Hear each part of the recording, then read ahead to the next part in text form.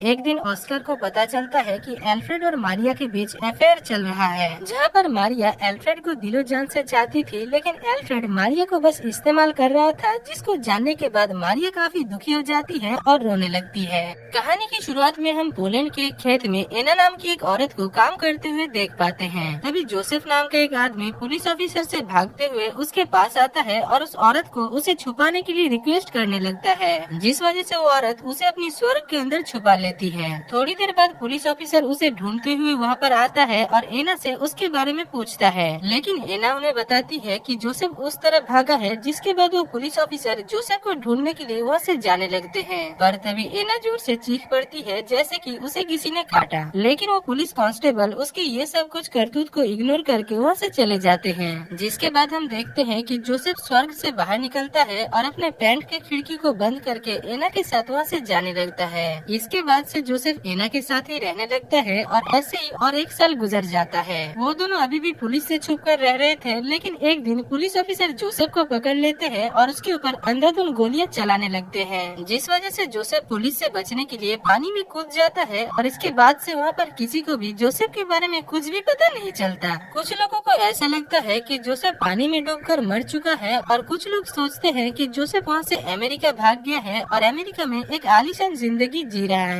दूसरी तरफ एना काफी मुश्किलों का सामना कर रही थी और बाजार में फल और सब्जी बेचकर किसी तरीके से अपनी और अपनी बेटी का पेट पाल रही थी। इधर उसकी बेटी एग्नेस अपने कजन जॉन से प्यार करती थी, लेकिन उसकी शादी एक जर्मन शेफ एल्फ्रेड के साथ हुई थी, जिस वजह से कुछ ही दिनों के अंदर वो एक बच्चे को जन्म देती है, जिसका नाम वो ऑस्कर रखती है। अब पैदा होने के बाद ऑस्कर रोना बंद नहीं कर रहा था, जैसे कि वो पैदा होना ही नहीं चाहता, लेकिन एग्नेस जब उसे 3 साल की उम्र में एक ड्रम देने का वादा करती है, तभी वो रोना बंद कर देता है। इसके बाद ऐसे ही 3 साल गुजर जाता है और ऑस्कर के 3 साल के बर्थडे पार्टी में एग्नेस उसे एक ड्रम गिफ्ट करती है, जिसको पाकर ऑस्कर काफी खुश हो जाता है और उस ड्रम को बजाने लगता है। इसी दौरान ऑस्कर अपने बर्थडे पार्टी में बड़े लोगों को शराब पीते हुए देखकर उसके ऊपर बुरा प्रभाव पड़ता है और उसे बड़े लोगों के ऊपर घिन आ जाता है, जिस वजह से वो फैसला करता है कि वो कभी भी बड़ा नहीं होगा और वो हमेशा ऐसे ही छोटा बनकर रहेगा। इसलिए वो एक कठोर प्रतिज्ञा लेता है और छत से कूद जाता है। उस दिन के बाद से ऑस्कर एक बच्चा ही रह जाता है और उसकी फिजिकल ग्रोथ भी बंद हो जाता है। वो अपने साथ हमेशा अपने फटे हुए ड्रम को रखता है और वो उस ड्रम को किसी को भी नहीं देता। इसी दौरान एक दिन जब उसके पास से उस ड्रम को छीना जा रहा था, तभी उसे पता चलता है कि उसकी चीखने की ताकत इतना ज्यादा है कि इससे वो किसी भी कांच और कान के पर्दे को फटा सकता है।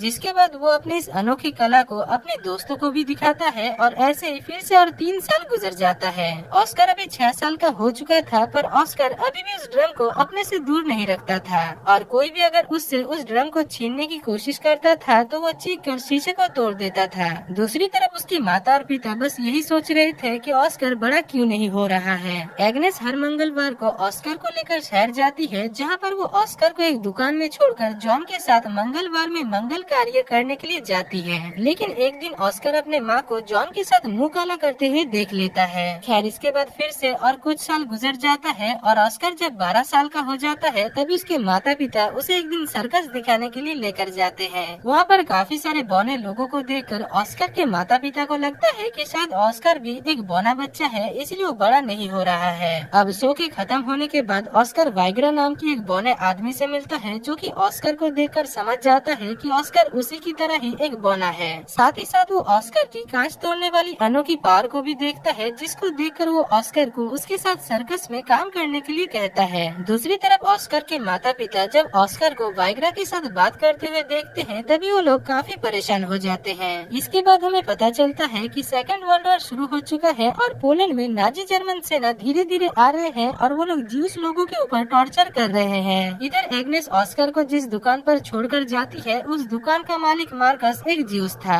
और वो एग्नेस को पसंद भी करता था, इसलिए वो एग्नेस को उसके साथ लंदन चलने के लिए कहता है, लेकिन एग्नेस उसके साथ जाने से मना कर देती है और अपने घर वापस आ जाती है। इसके बाद से एग्नेस ऑस्कर को लेकर काफी परेशान रहने लगती है और डिप्रेशन में ज्यादा से ज्यादा मछलियाँ खाने लगती है, जबकि मछली खाने से उसे सख्त एलर्जी थी। इसी दौरान हमें पता चलता है कि एग्नेस जॉन के बच्चे की माँ बनने वाली है, लेकिन वो इस बच्चे को लेना नहीं चाहती है। दूसरी तरफ एल्फ्रेड को इससे कोई भी फर्क नहीं पड़ रहा था कि उसकी बीवी के गोदाम में किसका सामान है और वो बस एग्नेस को जिंदा रखना चाहता था। लेकिन एग्नेस इस बोझ को लेकर जिंदा नहीं रह पा रही थी, जिस वजह से कुछ ही दिनों तक ऐसे ही मछलियाँ खाने के बाद मछली खाने की वजह से उसकी मौत हो जाती है। उसके फ्यूनरल में मार्कस भी आता है, लेकिन नाजी जर्मन लोग उसे वहाँ से धक्के मारकर निकाल देते हैं क्योंकि वो एक ज्यूस था। थोड़ी देर बाद जब सभी लोग वहाँ से चले जाते हैं, तभी मार्कस एग्नेस के कब्र के पास आता है और एग्नेस को अपनी दिल की बात बताता है। इधर शहर में नाजी जर्मन लोग ज्यूस लोगों के ऊपर काफी अत्याचार कर रहे थे और वो लोग उनके घर और दुकान को जला देते हैं, जिस वजह से मार्कस भी डिप्रेशन में आकर जहर पीकर अपनी जान दे देता है। लेकिन मार्कस के मरने के साथ ही ऑस्कर के नए ड्रम पाने का सपना भी टूट जाता है, क्योंकि उस शहर में मार्कस इकलौता था जो ड्रम बनाता था।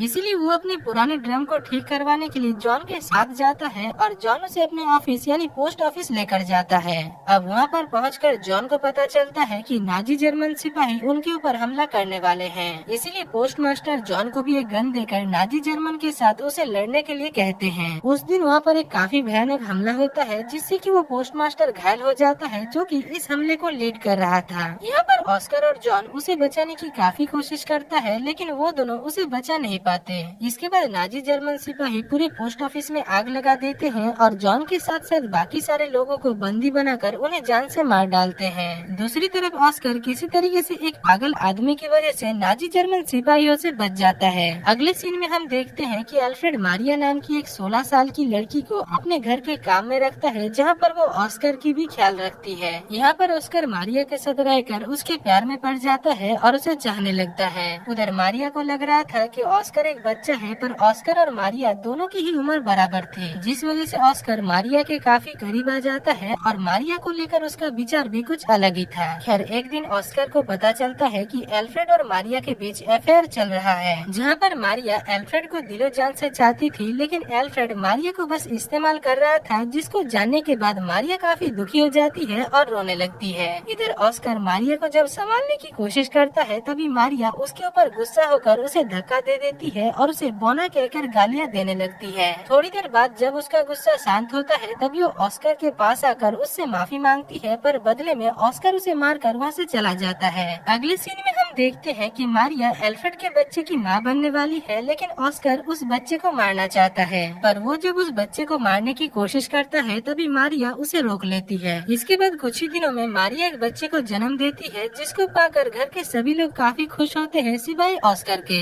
यहाँ पर हमें पता चलता है कि ऑस्कर को ऐसा लग रहा था कि वो बच्चा उसका है, इसीलिए वो उस बच्चे को काफी प्यार और दुलार देता है, जैसे कि वो उस बच्चे का पिता है। दूसरी तरफ ऑस्कर की पड़ोसन लीना अपने पति से खुश नहीं थी, क्योंकि उसका पति एक गे था और वो अपनी बीवी से ज्यादा नाजी जर्मन लड़कों के साथ वक्त गुजारता था। पर एक दिन जर्मन लोगों ने उसे नाजी जर्मन लड़कों के साथ गलत काम करते हुए देख लिया और सजा के तौर पर उसे जान से मार दिया गया। इधर ऑस्कर का दोस्त वाइग्रा सेकेंड वर्ल्ड वॉर के वक्त नाजी जर्मन सिपाहियों के लिए काम कर रहा था, इसलिए वो ऑस्कर को भी उसके साथ काम करने के लिए पेरिस चलने के लिए कहता है, जिसके बाद से ऑस्कर वाइग्रा के साथ नाजी जर्मन लोगों को एंटरटेन करने का काम करने लगता है और इसी दौरान वो रोजलेती नाम की एक लड़की से प्यार भी करने लगता है, जो कि दरअसल उसी की तरह ही छोटा पैकेट और बड़ा धमाका थी। अब ऑस्कर की वहाँ पर काफी अच्छी तरीके से कट रही थी, लेकिन तभी एक दिन अमेरिकन सोल्जर उस जगह पर हमला करते हैं और इस हमले के चलते रोजलेती की राम नाम सत्य हो जाता है और ऑस्कर के पास से उसका इकलौता प्यार भी छिन जाता है।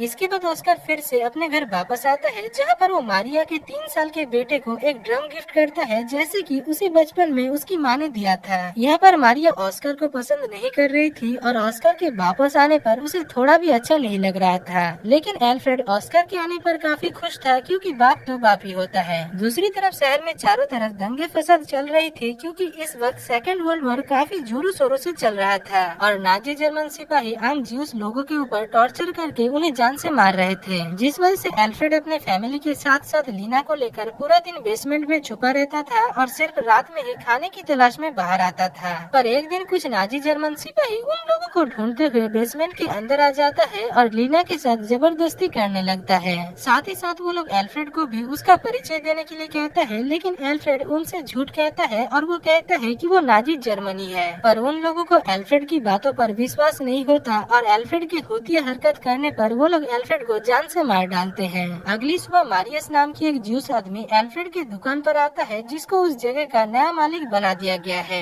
एल्फ्रेड की दुकान को अपने हाथ में लेने के बाद मारियस ने ही एल्फ्रेड के फ्यूनरल को संभाला, क्योंकि उसकी बीवी और बच्चे भी एक एक्सीडेंट में मर गए थे और वो अपने को खोने का दर्द जानता था। अब एल्फ्रेड के फ्यूनरल पर ऑस्कर को एहसास होता है कि वो पूरी तरीके से अनाथ है, इसलिए उसे फिर से बड़ा होना होगा, जिस वजह से वो अपने ड्रम को उस कब्र में फेंक देता है और तभी एक बच्चा उसके सर पर एक पत्थर मारता है, जिससे वो वहीं पर ही बेहोश हो जाता है। थोड़ी देर बाद एक आदमी ऑस्कर को चेक करने के लिए आता है और उसे चेक करने के बाद उसे पता चलता है कि ऑस्कर फिर से बड़ा होने लगा है, जबकि मैगी बनने में भी 2 मिनट का वक्त लगता है, पर उस आदमी को सब कुछ पता था। खैर, इसके बाद अगले सीन में हम देखते हैं कि ऑस्कर मारिया के साथ उस देश को छोड़कर जा रहा था और इधर एना, जो कि अभी काफी बूढ़ी हो चुकी थी, वो वहीं पर ही रुक जाती है। यहाँ पर ऑस्कर चिल्लाकर ट्रेन को रोकने की कोशिश करता है, पर तभी उसे पता चलता है कि उसके बड़े होने के साथ साथ वो अपने चिल्लाने की आवाज से कांच तोड़ सकता था, वो शक्ति भी उसकी चली गई है। और दोस्तों, इसी के साथ ही इस मजेदार मूवी की कहानी खत्म हो जाती है।